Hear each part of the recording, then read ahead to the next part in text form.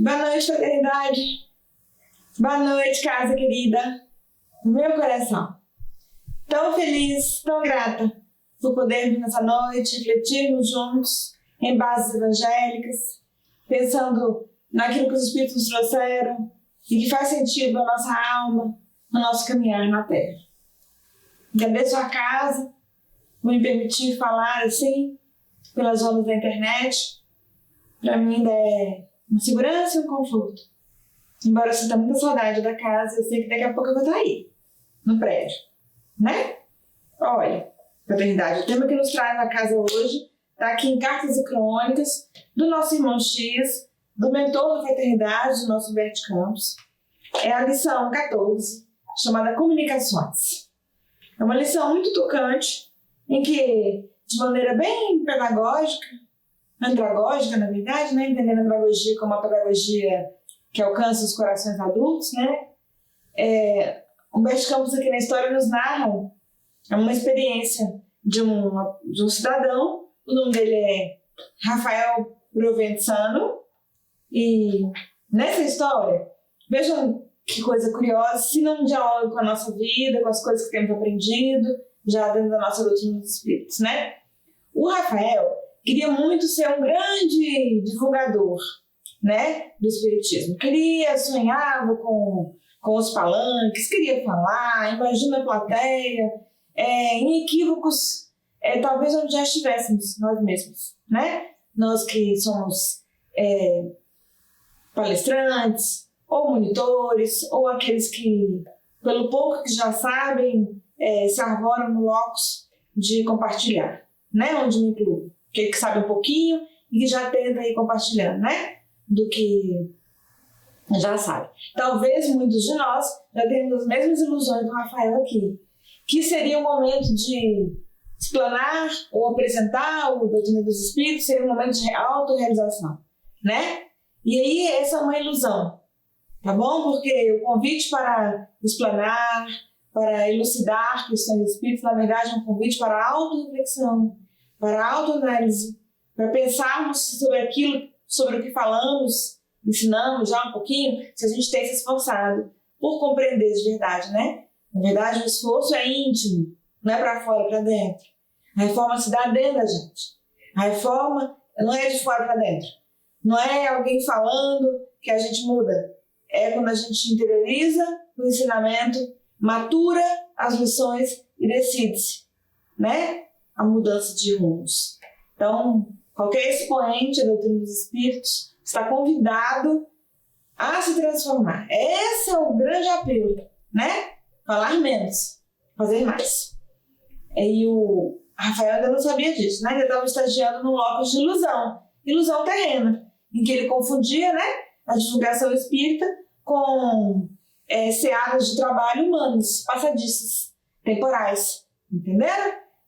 Que seria um lugar assim de visibilidade. Não é esse o lugar do expoente espírita, qualquer seja ele. Estaremos em visibilidade porque é preciso estar lá para falar, mas é a mensagem que deve ir, não é a pessoa, tá bom? Temos nos confundido muito no âmbito da doutrina dos Espíritos com relação a isso, porque é preciso que aprendamos lá na passagem do Evangelho linda, em que ao ser batizado por João Batista, um precursor da doutrina cristã, João está falando, é preciso que eu me apague para que ele cresça. Esse é o lugar de qualquer um que se arvora a expoente do Espiritismo, falando para vocês e para mim.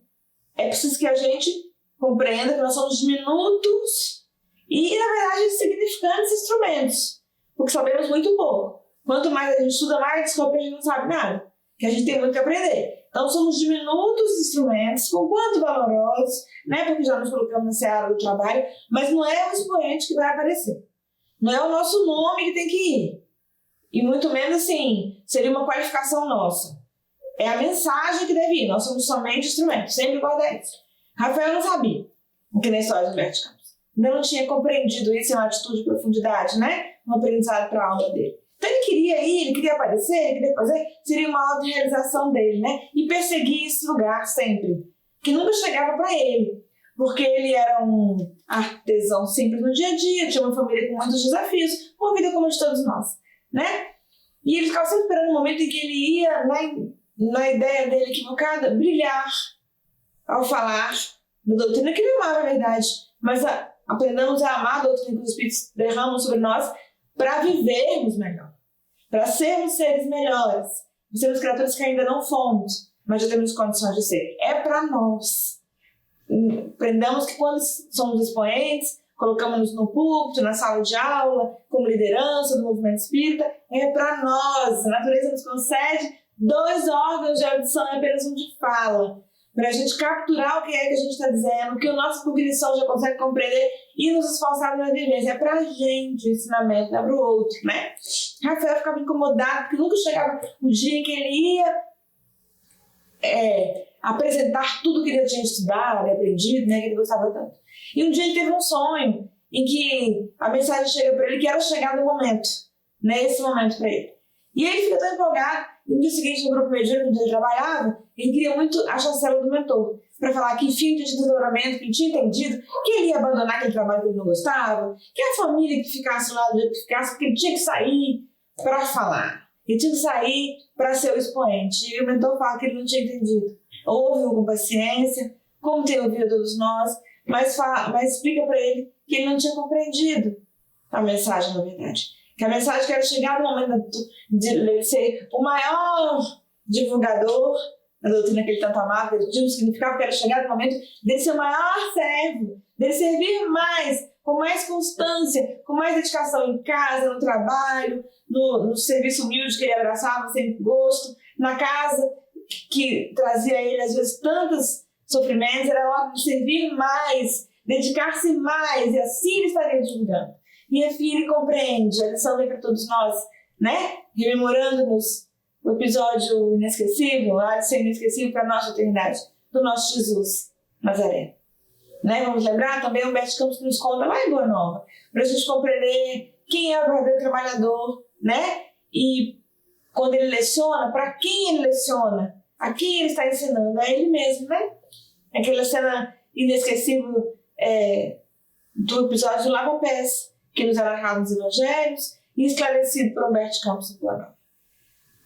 Humberto Campos nos conta que naqueles dias, naqueles momentos que antecediam o trânsito do Gólgota, aquele momento doloroso da história da humanidade, né? Os discípulos preparavam-se para sair explanando, iam sair divulgando o cristianismo, cada um à sua maneira. Um queria ir para o setentrião, outro para o meio-dia, em todas as latitudes eles queriam estar e falar, iriam, e como que eles iriam fazer, cada um planejando como seria, cada um queria ser o maior divulgador daquela doutrina de amor e luz e bênção que o Cristo trazia, que era revolucionária, havia revolucionado a vida deles, transformados e que transformaria toda a humanidade. Eles já anteviam, né? E aí eles planejavam como seriam, quem seria o maior deles para divulgar na terra a mensagem linda da Boa Nova, aquela boa notícia que divide a história da humanidade, né? Antes do Cristo, o sublime emissário, depois do Cristo, o divino emissário. E aí Jesus, observando aquele momento ainda de maturação naquelas almas trabalhadoras do bem, aqueles velhos trabalhadores dele, Jesus em silêncio.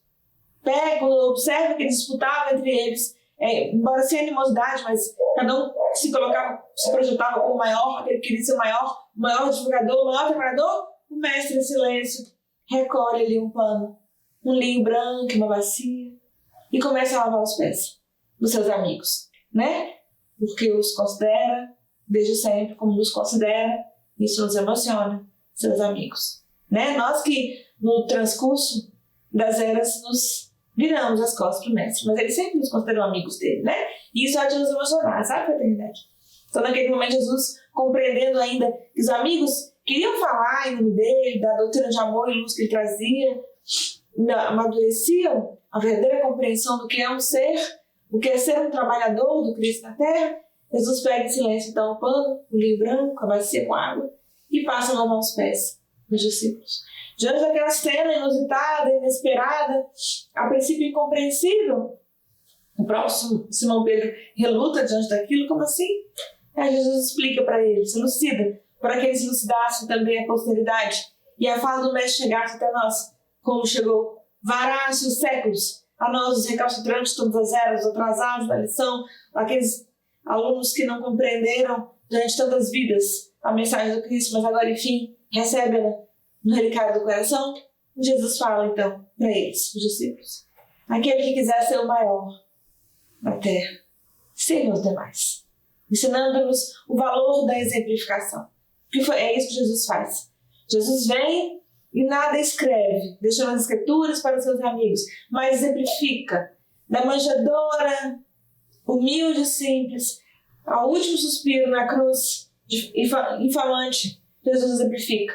Exemplifica obediência ao Pai, amor a nós mesmos, exemplifica caridade de vida, paciência, exemplifica resignação, exemplifica todos os valores que Ele nos convida a vivermos também.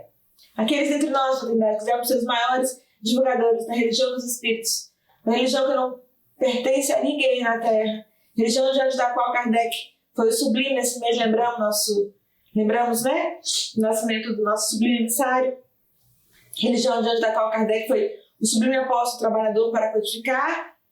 Diante dessa religião que compreendemos que não pertence a ninguém, pertence aos Espíritos, e que foi nos derramada por misericórdia de Jesus, cumprindo Ele mesmo a promessa dele, de que nos enviaria um Consolador para que conosco ficaria por toda a eternidade.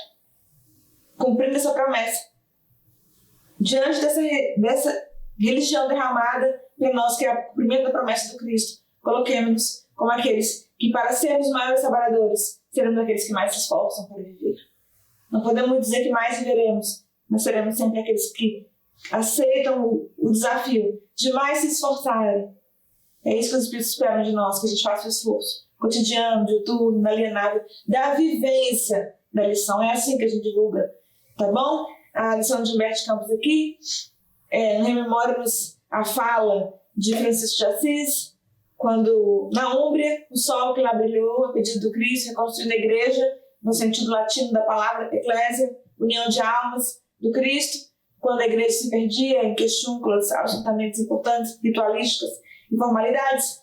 Francisco de Assis veio para lembrar a mensagem do Cristo, a lei de amor, a lei maior, que consubstancia todas as leis de todas as eras e todos os profetas do passado, do presente e do futuro, tendo em vista o momento em que o Cristo veio. Todos os profetas que viessem no futuro também, todos estariam consubstanciados à lei de amor.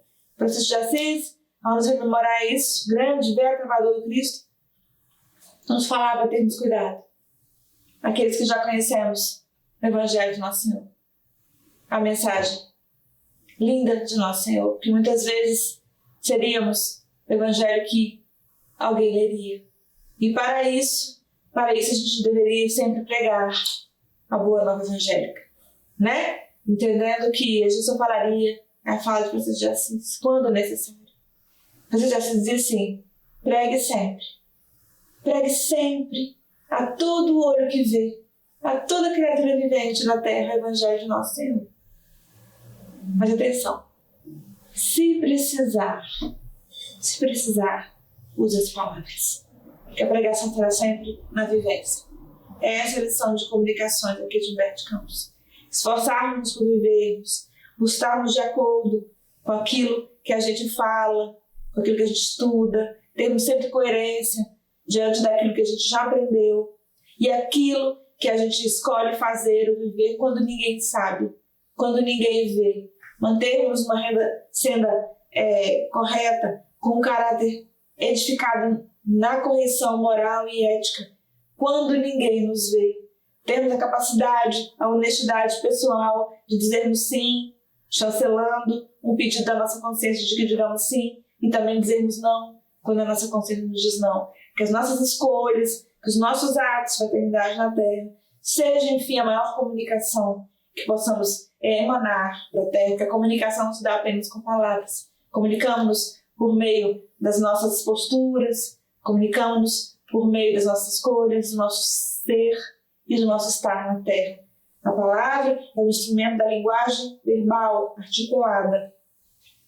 É um caminho da comunicação, mas todo mais compõe o arcabouço do ser comunicativo que somos nós mesmos. Que a nossa linguagem é articulada, que a nossa fala seja boa, proba, honesta, iluminada na Terra, mas especialmente que os nossos atos chancelem a nossa fala boa, proba, iluminada na Terra. Que nossos atos sejam cada vez mais bons, iluminados, cada vez mais nos contem de um ser humano em construção na direção do homem novo, que já podemos ser, porque agora abraçamos ao Cristo Jesus como nosso modelo e nosso guia inarredável para nós. Como diz Paulo de Tarso, aquele que em Cristo Jesus vive, nova criatura é. Sejamos, fraternidade, aqueles que aceitam ser novas criaturas na terra, para construirmos juntos uma nova terra. Lembramos-nos nesse momento de uma antiga lenda espírita que conta de um homem que queria muito trabalhar na seara do amor e do bem. Pediu no seu anjo da guarda que chancelasse sua volta à matéria, que ele estivesse em locos em que ele pudesse trabalhar no bem, em que ele pudesse exemplificar tudo que ele já tinha aprendido do Evangelho de Nosso Senhor, que ele pudesse ser espírita, entendendo como um cristão da nova era, e que ele pudesse trabalhar no cristianismo.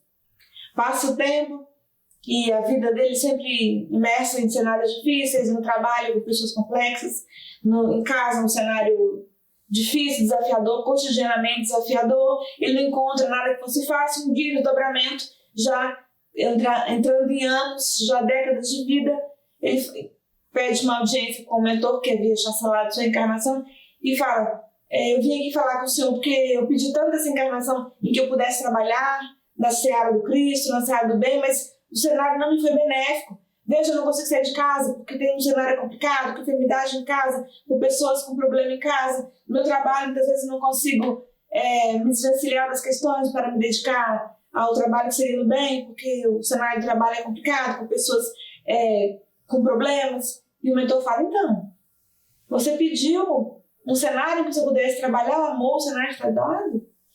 Você reencarnou no cenário apropriado. Pensemos nisso, fraternidade. Estamos, nesse momento, no melhor locus, no locus mais adequado, planejado por aqueles que nos amam e que chancelaram nossa vinda com a nossa aquiescência. Pouquíssimos de nós não aqueceram com o desenho da encarnação presente. Por isso, podemos ter a certeza que estamos no cenário mais adequado. Estamos no locus preparado para que a gente dê certo, para que a gente possa viver o bem e possa viver o Evangelho de Nosso Senhor. Não é na outra realidade, na vida do outro, na perspectiva de quem quer que seja, que daríamos certo como espíritas cristãos, é no locus onde estamos.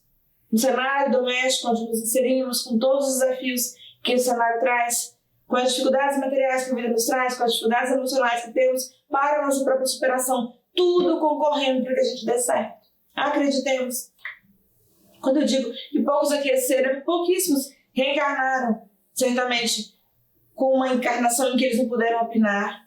Caminhamos muito como humanidade e participamos, por pouco que seja, mas sim, de um planejamento, por mínimo que seja a nossa participação. Mas sempre há o contributo daqueles que nos amam, que do outro lado da vida há alguém que nos espera, que nos ama, que chancelou a nossa vida e que ajudou no desenho de um projeto encarnatório em que, enfim, daríamos certo. Entendendo dar certo significa vencermos o mundo de dificuldades que nós mesmos colocamos para nós, dificuldades emocionais, psíquicas. Não é vencer no mundo, não, tá bom, fraternidade? Não é eu vencer no outro, eu encaro no outro como antagonista ou adversário, não. Eu vencendo a mim mesmo.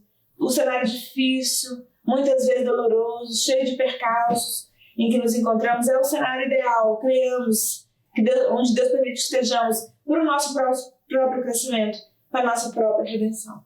Por isso, ao falarmos da doutrina espírita, que nos emula, seguindo adiante, que nos encanta o coração, que enfim acampe nossas vidas para nos transformar, lembremos-nos que as palavras irão, mas a nossa exemplificação haverá de emular aqueles outros que não descobriram ainda a luz que está neles ainda.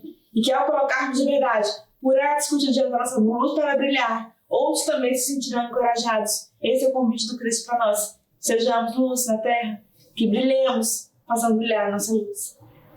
Compreendamos que o convite para ensinarmos do cristianismo redivivo é um convite permanente para que vivamos como cristãos redivivos na terra. Há uma mensagem linda de Emmanuel no livro Pão Nosso, que se chama A Mensagem é Esta. Convido todos a lerem quando puderem. Naquela mensagem inesquecível, Emmanuel vem ao encontro da mensagem de Humberto Campos, aqui em Cartas e Crônicas, ambas as obras de psicografia do Chico. Nessa mensagem, Emmanuel nos fala assim, que às vezes buscamos tantas comunicações espirituais, queremos a mensagem do mentor, vamos ao grupo mediúnico esperando a mensagem que fala no nosso coração, queremos o recado da espiritualidade, e ele encerra dizendo, a mensagem é esta, que nos amemos uns aos outros, como Jesus nos tem amado. A fala de Jesus é, amai-vos como eu vos tenho amado. Essa é uma das falas derradeiras do Mestre, encaminhando-se já para os dias que viriam do Gólgota. Essa fala de Jesus deve nos emocionar, porque ele fala assim, como eu vos tenho amado. Vos tenho amado, a construção do verbo composto aí, paternidade, nos fala que Jesus, não é que ele nos amou, é que ele nos tem amado sempre. Nos amou, nos ama, e haverá de nos amar a dia eterno. Que essa fala nos inspire. E Emmanuel, então, na mensagem diz, a comunicação é esta, a mensagem é esta, que nos amemos como Jesus nos tem amado. Falarmos de doutrina dos Espíritos significa convidarmos a nós mesmos a vivermos doutrina dos Espíritos, compreendendo-nos como espíritos, vivendo uma experiência carnal, passadiça, daqui a pouco acaba, mas que pode ser transformadora, enfim, para todos nós, almas que caminhamos na pauta da eternidade que Deus nos concede. Falarmos do Espiritismo significa convidarmos a nós mesmos a vivermos a plateia, é o aprendizado final de Rafael aqui na lição. A plateia somos nós mesmos, os ouvintes somos nós mesmos, a quem se dirige a mensagem, a quem nós, palestrantes, monitores, facilitadores, líderes espíritas, a mensagem que levamos se dirige a nós mesmos. Se o outro puder compartilhar um pouco dessa mensagem, se ajudar o outro a refletir um pouco, se ajudar o outro no momento de angústia, de dúvida, ótimo. Mas nós somos o alvo da mensagem que nós precisamos aprender, porque nós somos alunos falidos de tantas vidas que agora se erguem para o aprendizado, o turno da vivência, estudar para ser, aprender para se transformar, ler para cada vez mais crescer na direção do ser humano reformado, transformado, que já podemos ser todos. Né? Até ontem erramos muito, hoje é preciso que levantemos dos equívocos de outrora para sermos criaturas novas. Aquele que está em Cristo Jesus de verdade mesmo, nova criatura é. Queria encerrar contando-lhes uma pequenina história que nos fala da vivência do amor, já que Emmanuel nos fala que a mensagem é esta, nos lembra, né? Que a mensagem é esta, é a mensagem do Cristo, e pronto, e ponto.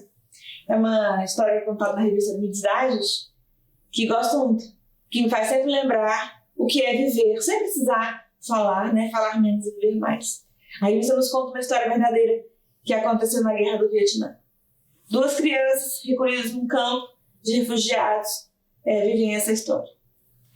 Os Médicos Sem Fronteiras fizeram seleções, na versão brasileira, um campo para recolher as crianças, né, que estavam órfãos no meio da guerra.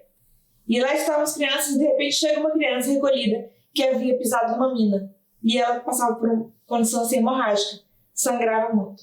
Os médicos imediatamente olham a situação e veem que ela precisa receber uma bolsa de sangue até que chegasse suprimento que eles pediam pelo rádio, né? Faz uma testagem de tipologia sanguínea rapidamente e vê qual é a tipologia dela e localiza então um adolescente que tinha uma tipologia sanguínea ali. Talvez fosse possível o adolescente doar para a criança que chegava, né? 2 adolescentes a história. E aí tinha uma mocinha que era bilíngue, falava inglês e vietcong, então ela explica para outra criança, quase adolescente, o que estava acontecendo, e imediatamente essa criança ergue o braço para a doação do sangue. E aí os médicos, num cenário improvisado ali, né, a criança na verdade não poderia doar sangue, mas era um cenário de guerra. Começa então a fazer a asepsia básica e começa a retirar então a bolsa de sangue dela, para doar para outra que tinha chegado numa condição de muita perda sanguínea devido à mina, né? Só que quando eles começam a retirar sangue da criança, do pré-adolescente, ele começa a chorar.